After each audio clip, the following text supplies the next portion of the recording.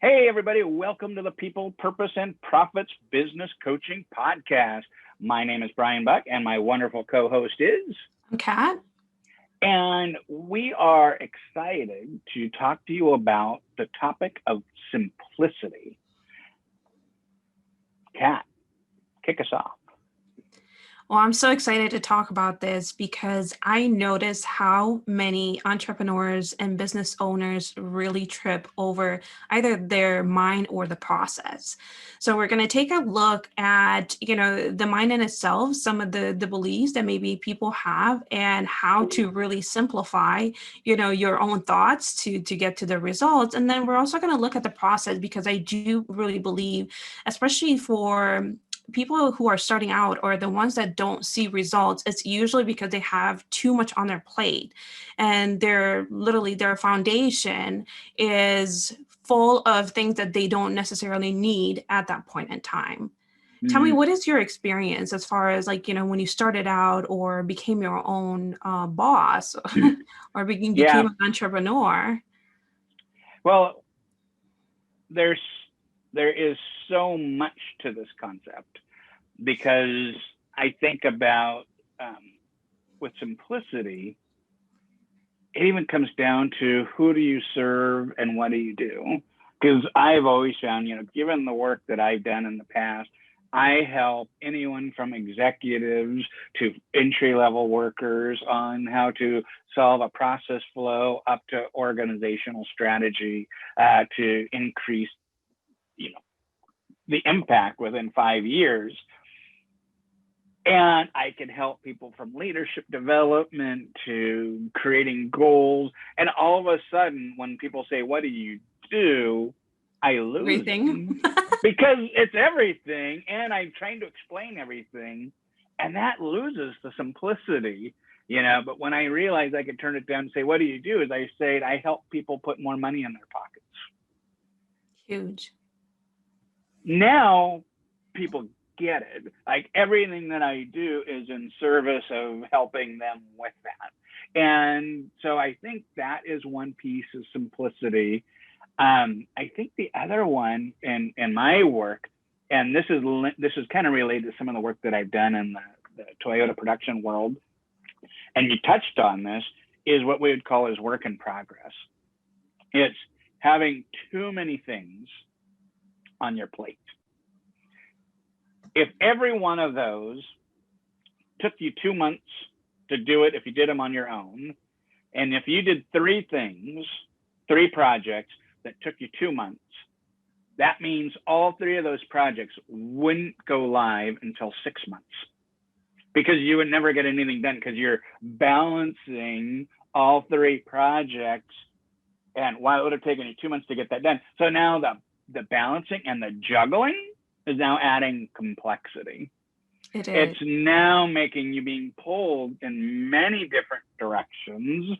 You might be having meetings talking about this, you might be researching that or doing this, and you're not getting anything done. And even then, when I say 6 months, if each individual project was deep focus, you could get done in 2 months. When you're balancing, you're going to add at least 20 to 40% extra time on that due to context switching. So complexity slows you down. Complexity gives you friction. Simplicity lets you smoothly get things done. Think about when you talk to people. Yeah. If they could talk, it makes me think, I don't know where I heard this, but teachers make simple things complex. Good communicators make complex things simple. We're drawn to the simple. So are we simple in our speech, simple in our progress, simple in our business? Is it simple for people to buy from us? Is it simple for us to fulfill? If you have to log on to 15 different things and you have to try to find where your courses are or find how to connect, the minute people have to do extra effort, it's no longer simple. I can't remember who this was, but it was when I did my MBA program. and it was a marketing person. And he said, if you want to know how to really make your clients happy, look where they compensate. So if people have to compensate to get something done, that's complexity. If you can remove that compensation, now simpler. It is, but people really don't think about it that way. And I keep hearing this phrase where someone said that if you can't explain it to your 7 years old, then it's too complicated.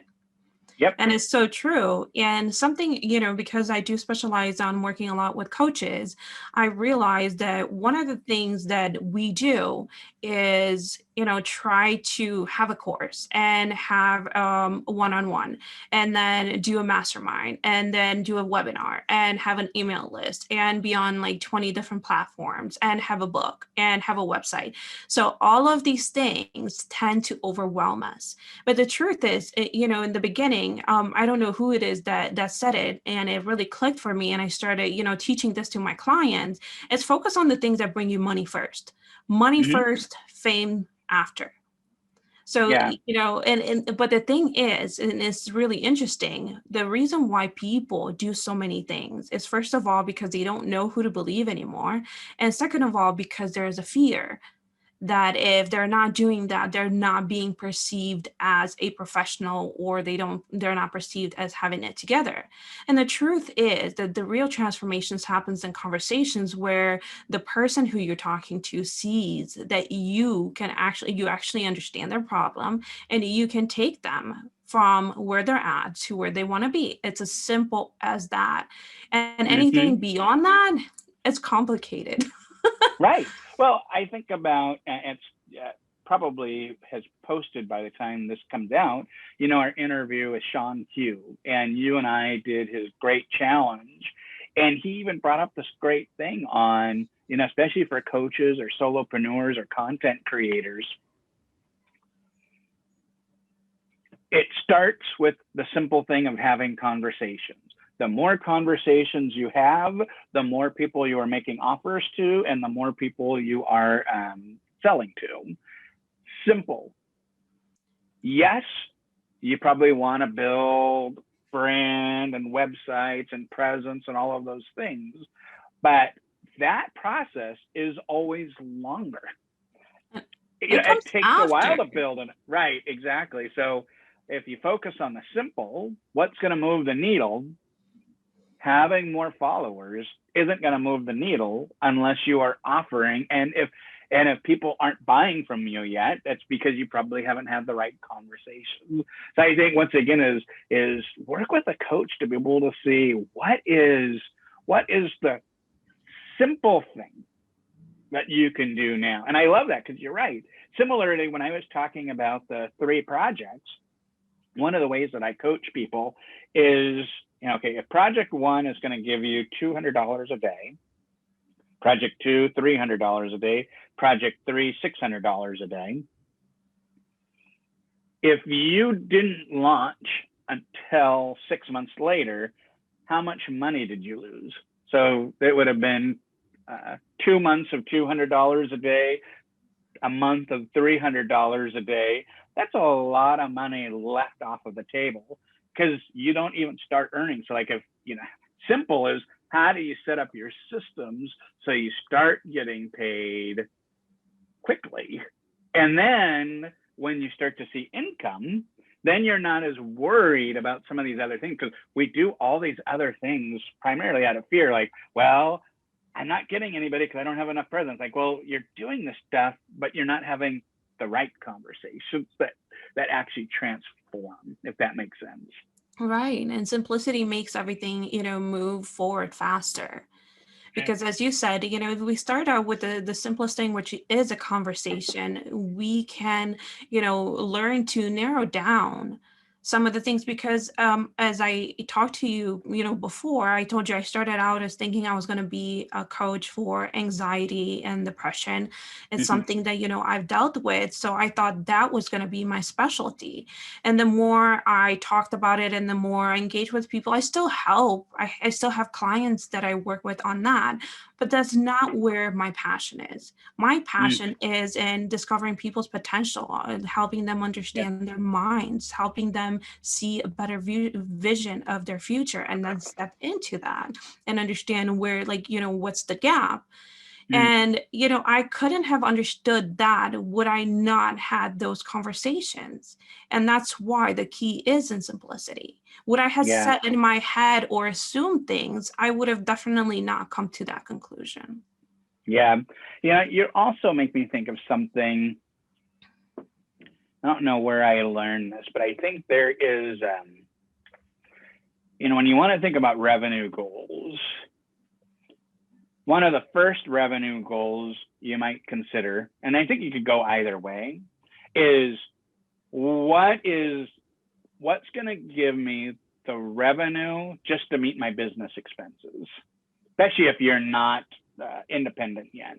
Like if you're transitioning, like, okay, do I have reliable income that's going to pay for my ClickFunnels and my email list and keeping the thing up? Like, okay, what's that revenue stream? And then you might have, okay, what is the revenue I need for my home? Like, okay, and if you just, because so often we all have grandiose dreams, we all want to do really well, we want to have the finances to make a big impact, especially for those of us who are really charity minded or want to invest in other Mhm. businesses.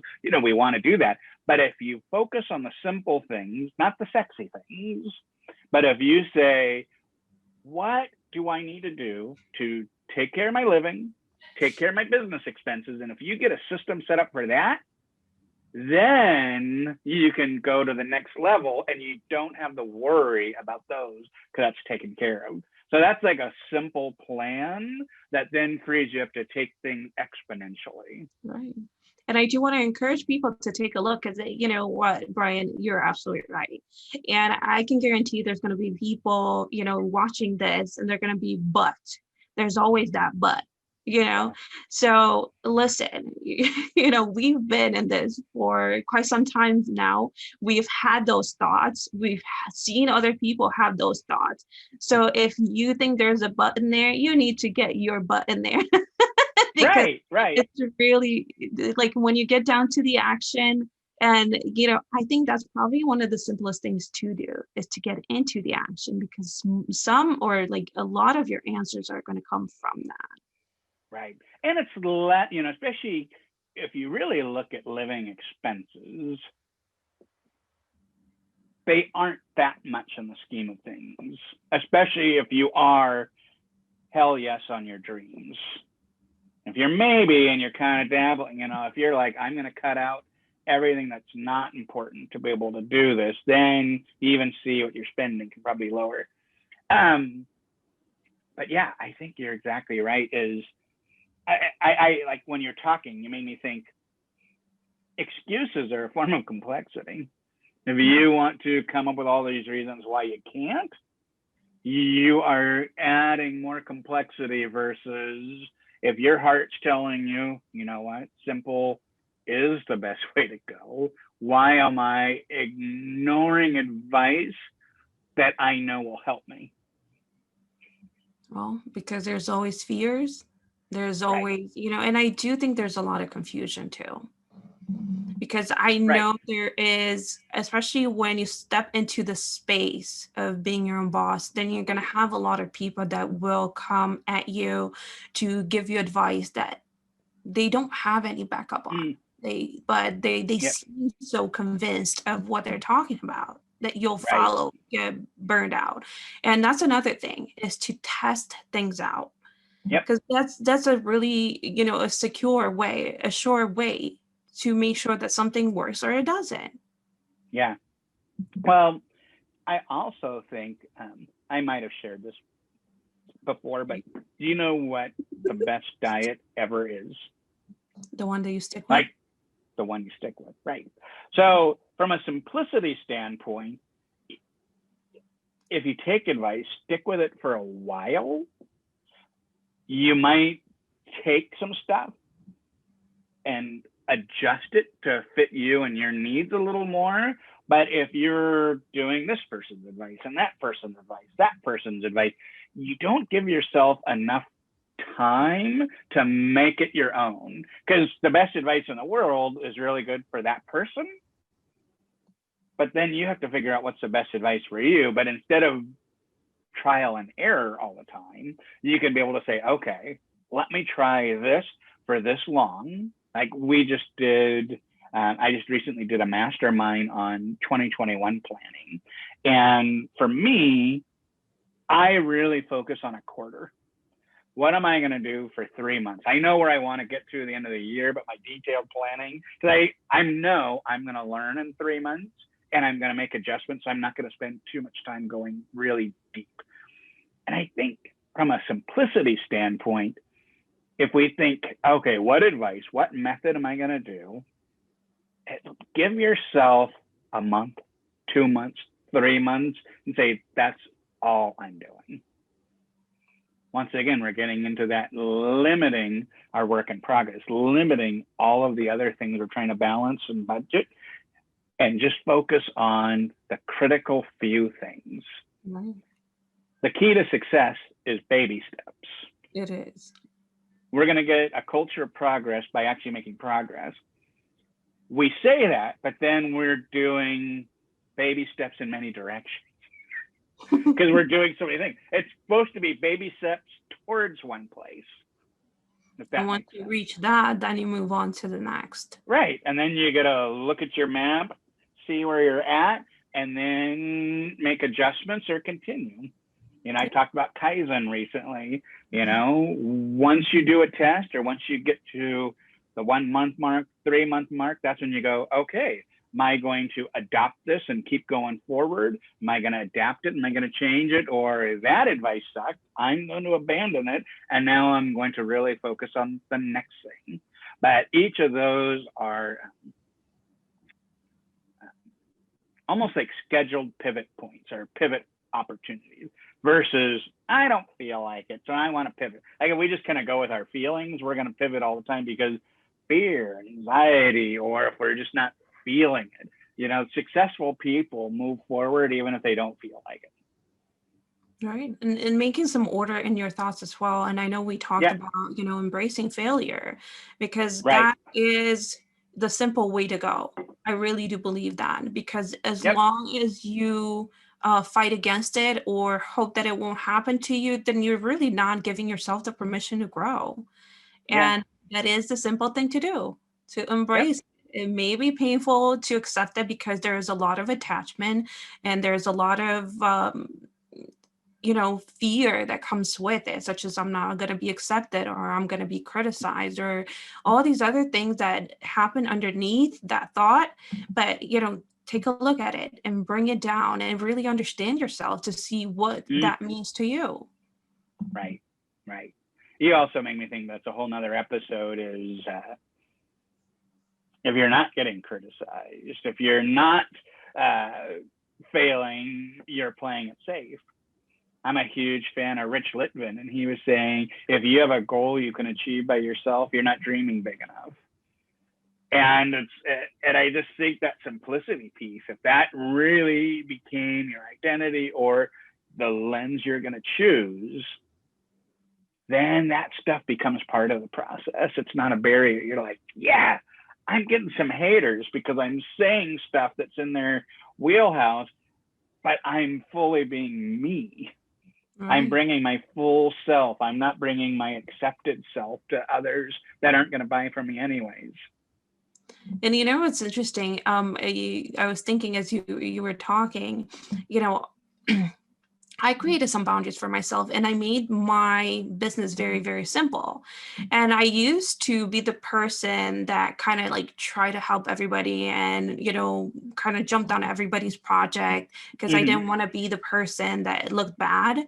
But right now, because I am so focused and I am so clear on what I need to do, and if I do have the time, if I do have the space, I will do it. I will help someone. But if I don't feel bad about saying no. And that is such a huge thing for a lot of people because we've become the, you know, yes, ma'am kind of. Right. And you may have a good heart, but think about it, how much you're going to resent those people and you're going to blame it on other people, your lack of success, even though it was you that needed to, cut back on the things you said yes to. And that's also simplifying. Yeah. I always like to add a no. Well, a no is super important, but if you're scared of saying a no, just say a not yet. Because, like there's some things that might be interesting to do, but just not yet because you're focused on other things. Once again, it's simplicity. It's taking that off. But I've talked about this book called Personal Kanban by Jim Benson and Tony Andavari. And one of the things they talk about, because this ties into simplicity, he calls it existential overhead. And what that is, every project or thing that we start or everything that we say yes to, even though we aren't actively working on it, our brain has no closure. So our brain is still processing, thinking about it. It's slowing us down from what we're actually doing. It's waking us up in the middle of the night. It's things that we think about randomly. It brings us to feel guilty that we haven't moved on it. Like all of these things are existential overheads because we haven't cut it off. I was reminded again, the word decision comes from the concept of scission, which means to cut off. Are we really making decisions to say yes and no? And that's why, I do think that the kind thing to say is not yet, but in a sense, I think you are making yourself, have a loose end. So maybe not at this time. Yeah. Or because, and even that alone, but it just, and here's the thing. And what I heard from someone a long time ago, and it kind of opened my eyes to that, because I used to say not yet or not now, or, and that kind of kept that person have like hopes for something. They would constantly come back and ask me until I said no. And I said, if anything ever changes, I'll come back to you. And that saved me a lot of headache. Yeah. And I do think there is a piece. I just recently saw this interview with some coaches, and they said, here's someone that I really wanted to work together with, but the project that they are proposing was a hell no for me. And so she said, I would love to work on you, but this project isn't a hell yes for me. So no to this, but I'm open to coming up with something that's a hell yes for both of us going forward. So I think that's a form of not yet, but that's truly is no to this, but open for something else in the future. Because as everyone changes, even these partnerships, as we grow and as our business grows, as our clients have different needs, like you and I doing this podcast, maybe in 5 years, maybe we're not doing this podcast because it doesn't make sense for where we're at, and that's okay. Right. So I just think, there's a good point. Like, what do you mean by not yet? But maybe it's no, but I'm open to others, because I think that's really what we're trying to communicate. Right. And being true to yourself, because I do think part of being doing things in a simple way is to take only on the things that make sense to you. Because if you say yes to please people, then you'll get burned out, or you'll have negative feelings that do get into the way that you do business, and ultimately, hurt the bottom line. Yeah. Well, you want to know one simple thing, and that is for our listeners to check out this video if you haven't watched it on YouTube, or subscribe to us on your podcatcher of choice. And another simple thing is join our Facebook group. And that's an opportunity to interact with Kat and I or other listeners. And you can be able to share some of the how you've simplified your life, your business, because it's one thing to hear it in this podcast, but we really want to encourage you to take some action with that.